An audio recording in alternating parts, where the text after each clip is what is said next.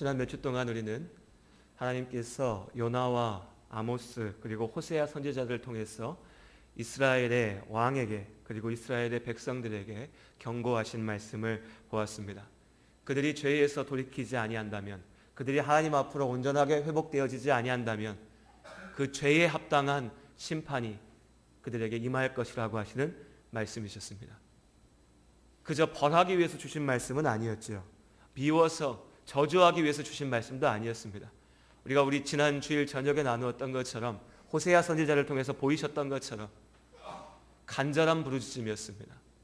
사랑의 외침이었습니다. 제발 돌아오라고, 제발 아버지 앞에 나아오라고 간절히 기다리며 외치시는 하나님의 부르심이셨습니다. 하지만 그 부르심 앞에서 북이스라엘은 끝까지 대답하지 않았고 죄의 길 가운데 나아갔고 결국 하나님의 공의로우신 하나님의 말씀대로 철저하게 심판당하는 아픔 가운데 던져지게 됩니다. 북동쪽에 있었던 아수르라고 하는 큰 제국이 힘을 강성하게 키워서 북이스라엘을 공격하고 침략하였습니다. 그리고 하나님께서 선지자들을 통하여서 이미 수십 수백 년 전부터 예언하셨던 것처럼 그 나라는 철저하게 찢어지고 많은 사람들이 끌려가고 멸망당하게 됩니다. 그리고 이제 그 남아있는 다른 나라 남쪽 유다의 이야기를 우리가 이어서 살펴보려고 합니다. 북쪽의 이스라엘이 멸망당할 때에 남쪽 유다의 왕은 히스기야였습니다. 이 히스기야는요, 오늘 열왕기상 18장의 이하의 말씀을 한번 읽어보시면 하나님 보시기에 참 좋은 왕이었습니다. 선한 왕이고 하나님께서 칭찬하시는 왕이었습니다. 그는 왕의 자리에 앉자마자 하나님 말씀 앞에서 온전하지 못했던 이스라엘의 남쪽 유다의 모든 잘못된 제도들을 고치기 시작했습니다. 예배를 회복시켰습니다. 우상을 몰아냈습니다. 오직 하나님의 말씀 앞에 순종하는 나라를 세우기 위해서 열심을 다했습니다. 그러던 차에 북쪽의 이스라엘이 멸망해버린 겁니다. 그리고 그 북쪽 이스라엘을 멸망시킨 아수르의 칼날은 남쪽에 있었던 유다에게로 곧 이어서 내려오게 됩니다. 우리가 손망치한이라고 얘기하죠. 입술이 없으면 이가 시리다는 옛 이야기입니다. 지금까지 북쪽의 아수르의 공격을 막아주었던 이스라엘과 아람 왕국이 다 멸망하고 나니까 이제 아수르의 거대한 힘이 곧바로 유다를 향하게 된 거죠. 삶의 위기, 삶의 아픔이라는 것이 그렇습니다. 히스기야는 좋은 왕이었죠. 하나님께서 칭찬하시는 왕이었습니다. 하나님의 사람이었습니다. 그런 히스기야가 다스리는 나라에는 아무런 어려움도 없어야 되는 거 아닌가? 그런 히스기야의 때에는 유다의 도전과 아픔이 없어야 되는 게 아닌가라고 우리는 생각할 수 있지만, 예수를 믿고 믿음 안에 살아가는 삶에는 어떤 아픔과 슬픔도 없어야 되는 것이 아닌가라고 우리가 쉽게 얘기할 수 있지만, 이 땅 가운데 우리가 직접 경험하고 보고 또한 하나님께서도 말씀하시는 것은 인생이라고 하는 것은 결코 그럴 수는 없다는 겁니다. 아담과 하와의 죄로 인하여서 타락하여서 죄 가운데 던져진 이 세상은 그 자체로 이미 망가져 있는 겁니다. 고장나 있는 것이고 부서져 있는 겁니다. 여러분, 세상을 살면서 왜 이렇게 어려운 거야? 왜 이렇게 문제가 많은 거야? 왜 이렇게 엉터리인 거야? 라고 생각할 때 우리가 하나님 왜 이러셔? 라고 얘기하는 것이 아니라 성경의 말씀을 통해서 보면 이것이 죄의 무서운 결과이구나. 이것이 하나님 앞에 온전하지 못했던 것의 결과이구나라는 것을 볼 줄 알아야 됩니다. 인생이 왜 이렇게 괴로운 거야? 라고 하는 것은 이상한 게 아니라 정상적인 겁니다. 왜냐하면 하나님께서 만드셨던 온전한 삶이 부서졌으니까요. 파괴됐으니까요. 삶은 그래서 선한 자에게나 악한 자에게나 하나님의 사람에게나 하나님께 등 돌린 자에게나 모두에게 도전이고 위기이고 고통이며 아픔입니다. 문제는 그 위기와 도전의 순간에 내가 어떻게 그 위기를 이겨내느냐는 거죠.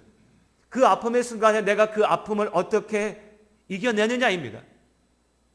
예수를 믿기 때문에 어려움이 없는 것이 아니라 이미 죄 가운데 있기 때문에 이 세상에 아픔이 있지만 그 아픔을 내가 어떻게 받아들이고 어떻게 이겨내고 어떻게 하나님께서 주시는 은혜와 기쁨 가운데 거하느냐이죠. 북쪽 이스라엘을 멸망시킨 아수르는 남쪽 유다도 동일하게 공격했습니다. 북쪽의 왕들은 그 위기 앞에서도 하나님 앞에 돌아오지 않았기 때문에 그 나라가 망했습니다. 이제 우리가 오늘 말씀 가운데 보아야 될 것은, 그럼 남쪽 유다에 하나님께서 칭찬하셨던 왕 히스기야는 도대체 어떻게 그 위기 앞에 섰느냐라는 것이겠죠. 이어서 말씀을 나눠보지요.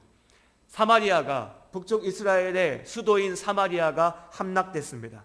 그리고 몇 해가 지나지 않아서 아수르의 왕이었던 산헤립, 이 왕이 남쪽 유다 땅을 정복해 들어옵니다. 이때까지는 몰랐는데 직접 상대해 보니까 이 아수르의 힘이 어마어마한 겁니다. 지금까지 북쪽 이스라엘은, 그 위에 아람 왕국은 어떻게 이 강성한 제국에 맞서서 싸웠는가 싶을 만큼 어마어마한 힘을 가지고서 내려옵니다. 공격을 받으니까, 위기에 서니까 마음에 급한 히스기야가 어떻게 합니까? 왕궁에, 성전에 있었던 금과 은을 다 긁어 모읍니다. 그래서 이 사네립 왕에게 가져다 바칩니다. 아수르의 고대 역사 문서를 찾아보면은 금과 은만 바친 것이 아니라 이 이스라엘의, 이 남쪽 유다 왕국의 여인들을 갖다 바치고, 음악가들을 갖다 바치고, 코끼리의 가죽을, 상아를, 온갖 좋은 보물과 물건들을 갖다가 아수르의 왕에게 갖다 바쳤다라고 되어 있습니다. 뭐든지라도 갖다가 주고 무릎 꿇고 빌어서 이 위기를 해결해보고 싶은 겁니다. 근데 문제는 뭐죠? 이것은 임시 방편밖에 안 된다는 겁니다. 지금 당장 닥친 위기를 당장은 모면해 갈 수 있지만 본질적인 문제를 해결하지는 못한다는 거죠. 아수르 왕은 내가 세상을 정복하겠다, 내가 세상의 주인이 되겠다라고 하는 욕심으로 가득 차 있는데, 그 왕에게 당장 좋은 것 갖다 바쳐봤자 잠시 넘어갈 뿐이지, 그 왕이 가지고 있는 그 욕심을, 그 공격을, 그 위기를 다 이겨낼 수는 없는 겁니다. 우리의 인생을 살면서도 마찬가지입니다. 잠시의 타협을 가지고는 문제의 원인을, 본질을 해결할 수가 없습니다. 그런데 사람의 어리석음은 어떠하죠? 당장 눈앞에 보이는 것만 가지고서 해결하려고 합니다. 지금 당장 나에게 닥쳐오는 어려움만 피하고 나면 아무 문제가 없을 것이라고 생각합니다. 좀 부끄러운 고백인데 한 20년 지났으니까 이제 얘기해도 될 것 같은데요. 제가 20살쯤만 해도 기억하실 거예요, 여러분. 신용카드를요, 아무나 만들어줬습니다. 정말 아무나. 어떻게 잘하냐? 제가 만들어봤으니까 잘 알죠. 대학교를 처음 딱 가는데요. 이건 제 아내한테밖에 얘기는 안 했는데 부끄러운 고백인데, 대학교를 처음 갔는데 대학 입구에서부터 신용카드 만들어준다고 막 줄 서서 해주는 거예요. 그래서 신기하기도 하고 좋아 보이기도 해서 만들었죠. 신용카드가 생기면 어떡합니까? 써야죠. 안 쓰려면 뭐라 만들어요. 써야죠. 열심히 썼어요. 그때 집에서 부모님한테 용돈도 넉넉히 받아갖고 돈 걱정 안 하고 정말 편안하게 생활할 수 있는 상황이었는데도 더 썼어요. 더 썼습니다. 뭐 의미 있는 데 쓰지는 않고 그냥 놀고 먹고 뭐 술 마시러 다니고 이러면서 썼어요. 그렇게 쓰다 보니까 어떻게 되죠? 카드 결제를 갚을 날은 오는데 21살밖에 안 됐으니까 돈이 없잖아요. 용돈 받아서 하는데. 근데 부모님한테 돈 더 주세요 말하기도 죄송스럽고. 그래서 찾은 방법이요. 이런 건 안 알려줘도 어떻게 잘해요. 내가 다른 카드를 만들어야겠구나. 똑똑하죠? 아무도 안 알려줬어요. 제가 생각했습니다. 그때만 해도 돌려막기 이런 게 없었어요. 혼자 생각했어요. 이 카드 결제일이 이날인데 내가 다른 카드를 만들어가지고 결제일을 바꾸면 되겠구나. 다른 카드를 만들었습니다. 그래가지고 현금 서비스를 받아갖고 이 카드를 메웠죠. 웃고는 계시지만 비슷한 거 해본 분들도 계실 거예요. 그렇게 3개까지 만들어갖고 막 했어요. 뭐 액수야 지금 생각해보면 막 어마어마한 액수는 아니죠. 근데 그 나이 때는 몇십만 원만 내도 이게 얼마나 무섭습니까? 나중에는요. 제가 그때 정말 경험했습니다. 나중에는 그 날짜가 다가오는데요. 잠이 안 와요. 이거 어떡하지? 전화가 오면 카드 회사에서 연체됐습니다. 이러면 막 무서운 거예요. 어린 나이에, 젊을 때에. 뭐 큰 액수는 아니었으니까 어떻게든 안 쓰고 용돈 꼬박꼬박 받아서 모아가지고 이렇게 해서 정리하고 카드 버려버리고, 제가 지금까지도 이 짓은 정말 하면 안 된다. 그때 좋은 거 배웠죠. 그렇게 경험했습니다. 근데 뭐가 문제입니까? 딱 어리석음이죠. 지금 내가 쓰고 싶은 건 써야 돼요.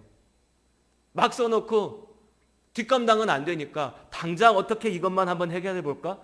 여기서 갔다가 이렇게 해야지. 저기가 가서 또 이렇게 해야지.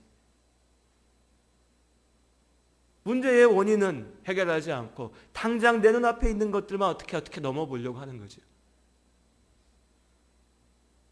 우리 삶 속에서 그런데 우리가 맨날 부딪히는 문제입니다. 돈의 문제도 그렇지만 우리 인생에 살아가는 방식의 문제이기도 하죠. 사람을 대할 때의 문제이기도 하고 내 인생의 삶의 기준의 문제이기도 합니다. 진짜 문제는 엉뚱한 데 있는데, 어디 있는지 내가 분명히 아는데 다른 것들을 가지고서 당장 눈앞에 있는 것만 해결해 보려고 합니다. 그런 문제가 해결되나요? 아무것도 해결되지 않습니다. 아무것도요. 그 순간순간에 내 마음에 잠시의 위안, 잠시의 기쁨, 잠시의 만족일 뿐이죠. 히스기야가 모든 것을 긁어 모아가지고 사내립 왕에게 갖다 바쳤습니다. 공격이 잠시 멈췄습니다. 그뿐이었습니다. 이내 다시 아수르 왕이 내가 선물 받고 잠깐 멈췄는데 그래도 저 예루살렘은 내가 차지해야겠어. 군대를 다시 보냅니다. 아무것도 해결되지 않았습니다. 문제의 본질로 가야 되는 거죠. 아수르의 군대가 나와서 예루살렘을 둘러쌉니다. 예루살렘을 포위합니다. 그리고 외칩니다. 오늘 18장의 말씀에 보면 17절 이하의 말씀에 아수르 왕이 보낸 장군들이, 사령관들이 와가지고 예루살렘 성을 둘러싸고 그 앞에서 외칩니다. 길게 얘기하는데요, 본질은 한마디입니다. 본문에는 18절 30절부터 35절까지 쭉 이어져 있지만 결국 이 모든 말의 핵심은 하나님 갖고는 안 돼, 이겁니다.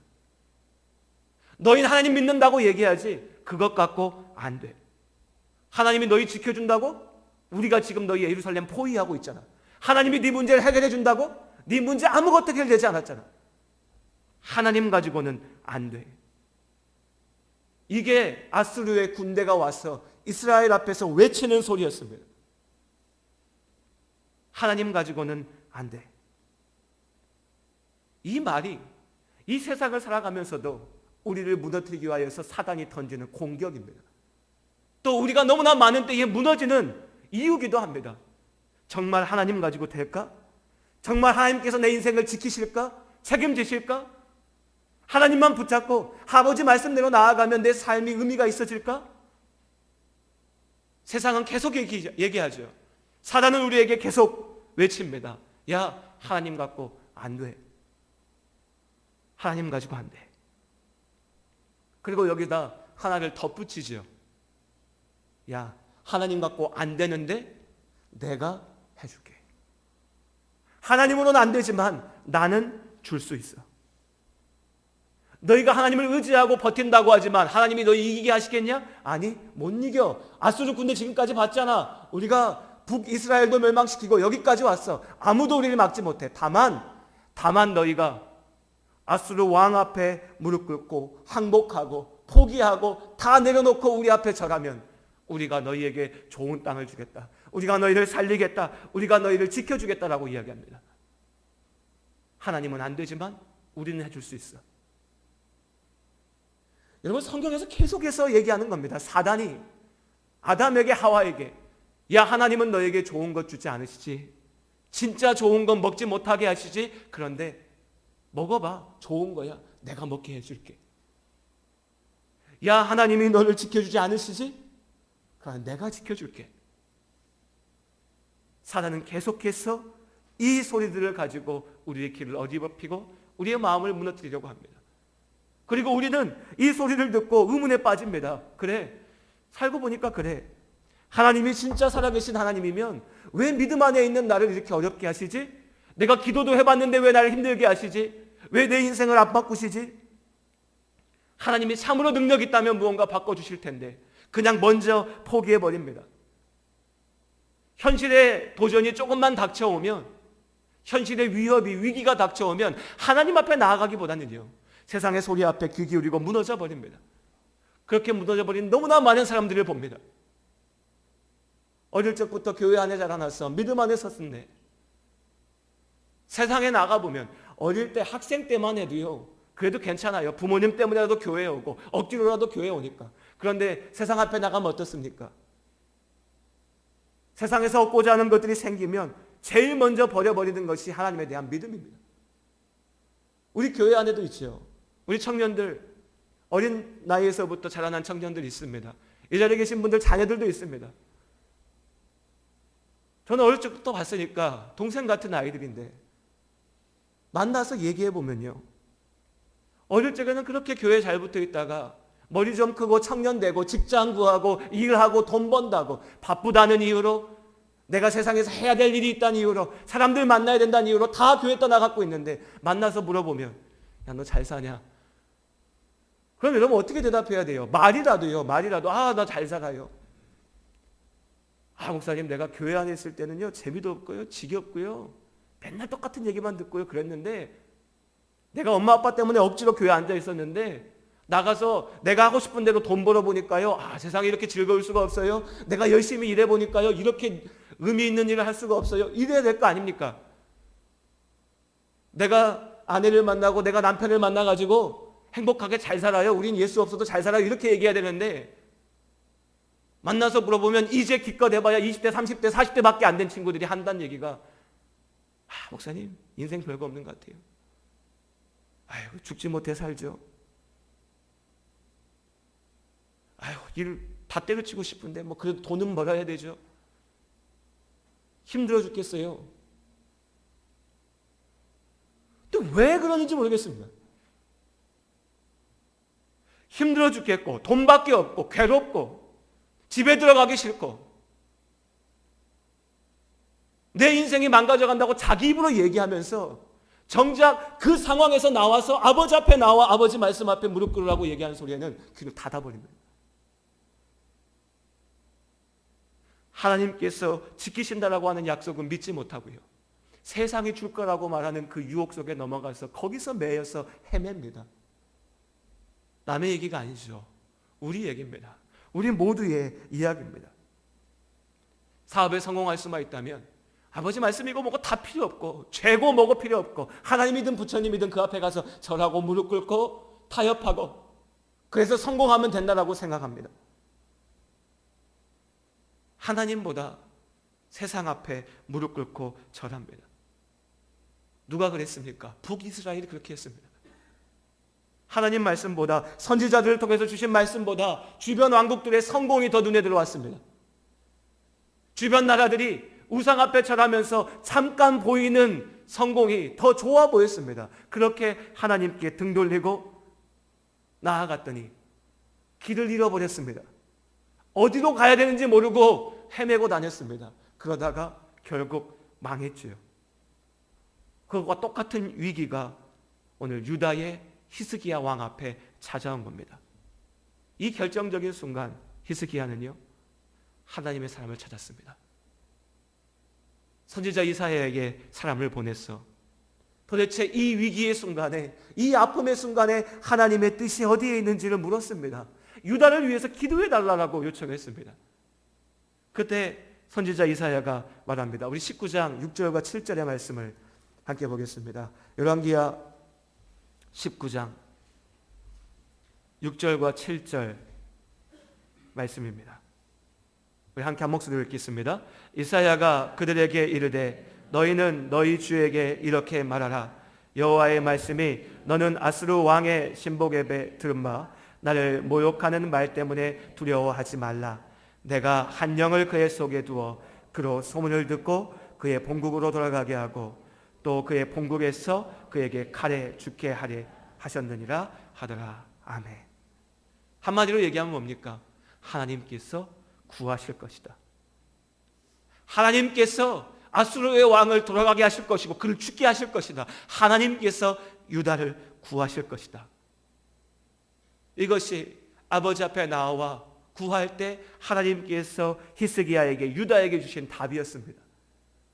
그런데 여러분 어떻습니까? 당장의 현실은요, 달라지지 않았습니다. 하나님의 약속의 말씀은 받았지만 당장의 현실은 달라지지 않았습니다. 여전히 예루살렘은 아수르의 군대 가운데 포위당해 있었습니다. 마치 하나님께서 주신 이 약속을 아는 것처럼, 마치 영적인 싸움을 벌이는 것처럼 아수르의 왕이요, 이사야의 말을 듣고 하나님의 말씀을 들은 히스기야에게 편지를 보냅니다. 그리고 그 편지의 내용은 이겁니다. 하나님은 너를 구할 수 없다. 다시 한번 이야기하는 겁니다. 하나님은 너를 구할 수가 없다. 히스기야 앞에 두 소리가 동시에 들려옵니다. 두 말씀이 같이 놓여져 있습니다. 하나님께서 주신 약속, 내가 너를 지킬 것이다. 아수르 왕이 던진 이야기, 하나님은 결코 너를 지킬 수가 없다. 이 두 가지를 놓고 히스기야가 어떻게 하지요? 19장 14절 이하의 말씀에 보면 히스기야가요, 아수르 왕의 편지를 들고 하나님 앞에 나아갑니다. 그 편지를 앞에 내려놓고 그는 자기의 목숨과 자기 가족들의 목숨과 온 나라의 운명이 걸린 이 순간에 하나님 앞에 기도합니다. 하나님 앞에 기도합니다. 가벼운 기도가 아닙니다. 우리가 그냥 형식적으로 이야기하는 기도가 아닙니다. 자기의 운명을 걸고 인생을 걸고 하나님 앞에 기도합니다.